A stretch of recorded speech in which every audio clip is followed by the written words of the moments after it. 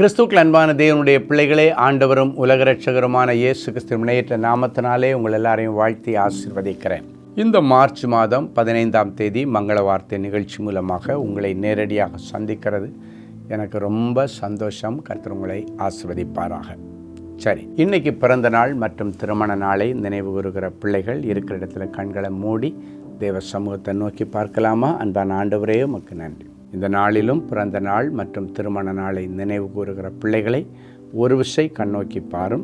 வருஷத்தை உம்முடைய நன்மையால் முடிசூட்டுகிறீர் என்கிற மங்கள வார்த்தையின்படி இந்த வருஷம் முழுவதும் நன்மையும் கிருபையும் இவர்களை பின்தொடர்ந்து வரும்படி ஆசீர்வதிக்கிறேன் இயேசுவின் மூலம் பிதாவே. சரி, இன்றைக்கி நமக்கு என்ன ஆண்டவர் மங்கள வார்த்தை வச்சிருக்கிறாரு, எடுத்து வாசிக்கலாமா? பரிசுத்த யாக்கோபு எழுதின நிருபம் 5ஆம் அதிகாரம் 16வது வசனம் இப்படியாய் சொல்லுகிறது: நீதிமான் செய்யும் ஊக்கமான வேண்டுதல் மிகவும் பலனுள்ளதாய் இருக்கிறது. நீதிமான் செய்கிற ஊக்கமான ஜெபம், நீதிமான் செய்கிற ஜெபம் அல்ல, நீதிமான் செய்கிற ஊக்கமான ஜெபம் மிகவும் பலனுள்ளதாய் இருக்கிறது, பிரயோஜனமாக இருக்கிறது, எனக்கு அது ஸ்ட்ரென்த்தாக இருக்குது அப்படின்னு சொல்லிட்டு இந்த வசனம் சொல்லுது. அப்போது சில நேரங்களில் நம்மால் ஜெபிக்க முடியாத நேரத்தில் நம்ம பரிசுத்த ஆவியானவர் சொல்லுக்கடங்காத பெருமூச்சுகளோடு உங்களுக்குள் இருந்து அவர் ஜெபிப்பார். சில நேரங்களில் ஏன் உங்கள் ஜெபத்திற்கு பதில் வரல அப்படின்னாச்சுன்னா, உங்கள் அக்கிரமங்களே அவர் உங்கள் ஜெபத்திற்கு பதில் கொடுக்க முடியாதபடிக்கு ஆண்டவருக்கும் உங்களுக்கு இடையில தடைக்கல்லாம் இருக்குது.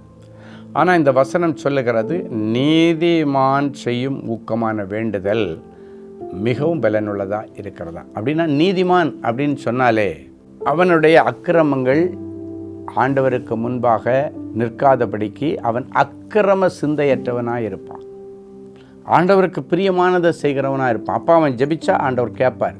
நம்ம இந்த அக்கிரம எண்ணம் உள்ளவங்களோ, அக்கிரம சிந்தை உள்ளவங்களோ, அக்கிரம புத்தி இருக்கிறவங்க என்ன நடக்கணும், இவங்க ஜெபம் பண்ணால் இவங்களுக்கும் ஆண்டவருக்கும் இடையில் ஒரு பிளாக்காக போய் கல் மாதிரி இவங்களுடைய அக்கிரமங்கள் ஒரு பிளாக் மாதிரி, ஒரு டோர் மாதிரி வந்து நின்றுது.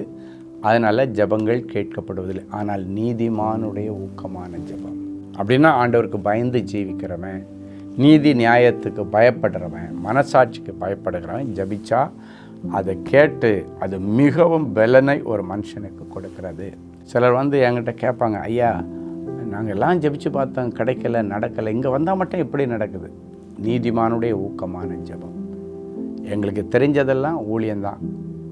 காலையில் வீட்டிலேருந்து கிளம்பி வந்தேன்னா நைட்டு வரைக்கும் இந்த ஜெப மையத்தில் தான் இருப்போம். வருகிற ஜனங்களுக்கு ஜெபிக்கணும், கவுன்சிலிங் கொடுக்கணும், இது மாதிரி ப்ரோக்ராம் ஷூட் பண்ணணும். காலையிலேருந்து தேவ பிரசன்னத்தில் தேவனுடைய காரியமாகவே இருக்கிறபடியினாலே அந்த நீதியை எங்களால் காத்து கொள்ள முடிகிறது. அப்போ ஏன் ஜனங்கள் இங்கே வர்றாங்கன்னா, ஒரு வேளை நம்ம நினச்சி நடக்கலைனாலும் இங்கே போனாலாவது எனக்கு ஒன்று நல்லது நடக்காதா அப்படின்னு சொல்லி அந்த இயக்கத்தோடு தான் அந்த ஜனங்கள் வருவாங்க. அதுக்காக நீங்கள் இந்த சத்தியம் தெரிஞ்சும் இதை ஒரு அட்வான்டேஜாக எடுத்துகிட்டு நீங்கள் இருக்காதபடிக்கு, சத்தியம் சொல்லுது அவர் உங்களுக்கு ஜெபத்திற்கு பதில் கொடுக்க முடியாதபடிக்கு உங்களுடைய அக்கிரமங்கள் தடையாக இருக்குது. அப்படின்னா உங்கள் ஜெபத்துக்கு பதில் வரணும், நீங்களும் நீதிமானாக மாறணும். இத்தனை நாள் அடுத்தவங்களே நீங்கள் எதிர்பார்த்துட்டு இருப்பீங்க. இந்த ஜெப நேரத்து காரியத்தில் எல்லாம் வந்து நீங்களாகவே ஜெபிச்சு ஆண்டவரிடத்துலேருந்து கேட்குற மாதிரி நீ வருகிற நாட்களை நீங்கள் ப்ராக்டிஸ் பண்ணுங்கள். நாங்கள் உங்களுக்கு கொடுக்குறது ஜெப உதவி, நீங்கள் ஜெபிக்கிறது தான் ஜெபம். நீங்களும் பண்ணுங்கள், எங்களிடத்துலையும் சொல்லுங்கள், நாங்களும் ஜெபிக்கிறோம்.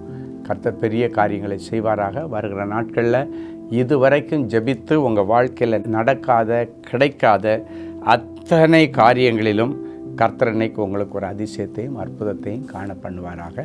ஸோ நீதி மார்க்கத்துக்கு உங்களை விட்டு கொடுங்க, கண்டிப்பாக உங்களுடைய ஜெபமும் கேட்கப்படும். இப்போ நல்ல சாட்சி நம்ம கேட்கலாமா? சகோதரர் ஆனந்தராஜ், என்னுடைய மகளுக்கு 2 வயதாகிறது.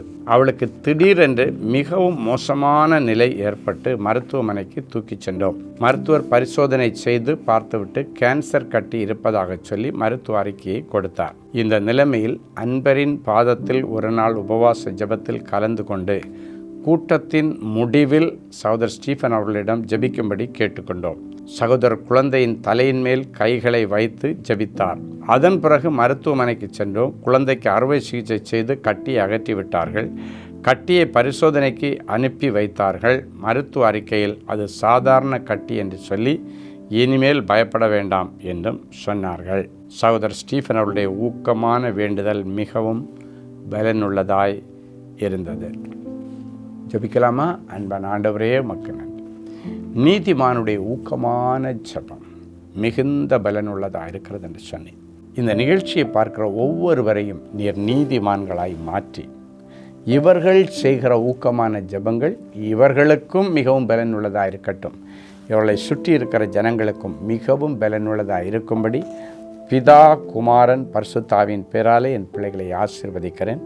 எல்லா குறைவுகள் கிறிஸ்து இயேசுவுக்குள்ளால் நிறைவாகட்டும். பலன் இழந்த பிள்ளைகளுக்கு பலனையும், சத்துவமிழந்த பிள்ளைகளுக்கு சத்துவத்தை பெருக பண்ணுகிறவருமாக இருக்கிற ஆண்டவர் அதை பெருக பண்ணுகிறதற்காய் ஸ்தோத்திரம். எல்லா தடைகளை உடைச்சி ஆண்டவர் அதிசயங்களையும் அற்புதங்களையும் காண பண்ணும். கர்த்தர் உன்னோடு இருந்து செய்யப்போகிற காரியம் பயங்கரமாக இருக்கும் என்று மோசேக்கு சொன்னார். அப்படியே செய்தார். உங்களுக்கும் இந்த வார்த்தை ஆண்டவர் கொடுக்கிறார். நீ நீதிமானாய் மாறு. கர்த்தர் உன் கூட இருந்து செய்யப்போகிற காரியங்கள் பயங்கரமாக இருக்கும், எல்லாருடைய கண்களுக்கு ஆச்சரியமாக இருக்கும் என்று சொல்லி பிள்ளைகளை நீர் ஆசீர்வதிக்கிறதற்காக உமக்கு நன்றி. இவர்களுக்கு மட்டுமல்ல, இனி இவர்கள் அநேகருக்கு ஆசீர்வாதமான பாத்திரமாக இருக்கும்படி மனதார அவர்களை ஆசீர்வதித்து ஜெபிக்கிறேன். கர்த்தர் அதிசயங்களை காண பண்ணும். இயேசுவின் மூலம் பிதாவே, ஆமென். அன்பு தேவனுடைய பிள்ளைகளே, இந்நிகழ்ச்சியின் மூலம் நீங்கள் பெற்றுக்கொண்ட ஆசீர்வாதங்களையும் உங்கள் ஜெப விண்ணப்பங்களையும் அனுப்ப வேண்டிய முகவரி: தேவனின் அன்பு ஊழியங்கள், Vinayak avenue, OMR road, Okkiyam, Thoraipakkam, Chennai 600097. மேலும் 24 மணி நேர ஜெப உதவிக்கு 04424579999 மற்றும் 9941150999 என்ற எண்களுக்கு தொடர்பு கொள்ளுங்கள்.